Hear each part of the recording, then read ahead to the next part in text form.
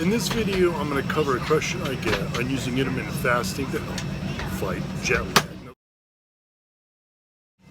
Now the question is regarding how do you set up your feeding and fasting windows to take advantage of the benefit that it provides to fight jet lag. I'm actually flying back to LA today. I'm only in an hour time difference here in Salt Lake City, so it's not much of a big deal or a big concern, but when you're traveling further like New York or cross country, jet lag can be a serious issue, especially if you're an athlete or even if you're traveling for business meetings. You have to be on your sharpest. Now what the research shows is that as long as you fast for at least 16 hours, what it essentially does is it wipes out your feeding clock. Now there's cues that we use to set up our circadian rhythms, our 24-hour clocks, and usually those are light cues. So we use the light and dark cues when it's light and dark to set our daily 24-hour clock. But another cue that we get is our feeding cues, especially as a bodybuilder who eats usually at the same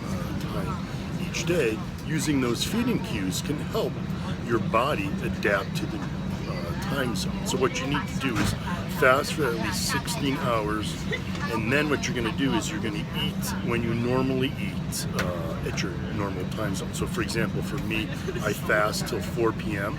At 4 p.m. I start eating. So when I travel, I don't eat until it's 4 p.m. In the new time zone. So now what I'll do is, let's say I'm flying from LA to New York. It's a 3-hour time difference.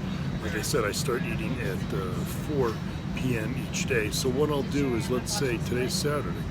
Let's say I'm flying to New York tomorrow. What I'll do is the night prior, I'll stop eating 3 hours earlier than I normally do. So I normally stop eating at midnight. So on the night before I fly to New York, I'll stop eating around 9 p.m., which is midnight New York time. That way, when I fly to New York the next day at 4 p.m. New York time, I'll have fasted for 16 hours. Like I said, that'll help to erase my feeding cue, and now when I land in New York at the new time zone, 4 p.m. there, my body's going to recognize that first feeding window as my 4 p.m. time. It just helps to sort of kickstart your 24-hour clock. You don't have to wait for the body to adapt day after day to the new time zone. It can take several days to a couple of weeks, depending on time difference.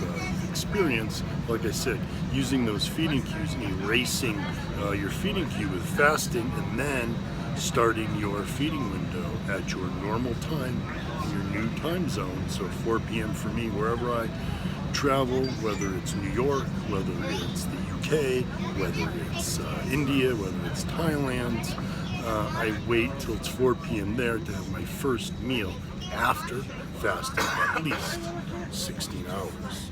Like I said, not only has this been shown in the research to be effective, but I use it all the time. I'm on the road almost every single week, and it allows me to travel without being so hit by that jet lag. That way I can go when I'm giving a talk, whether I'm training and whatnot. I can get to my new time zone. I'm able to adapt much faster. Give it a try, guys. If you have any more questions on using intermittent fasting to help fight jet lag, you know where to get me. And as always, stay tuned. Army Smart.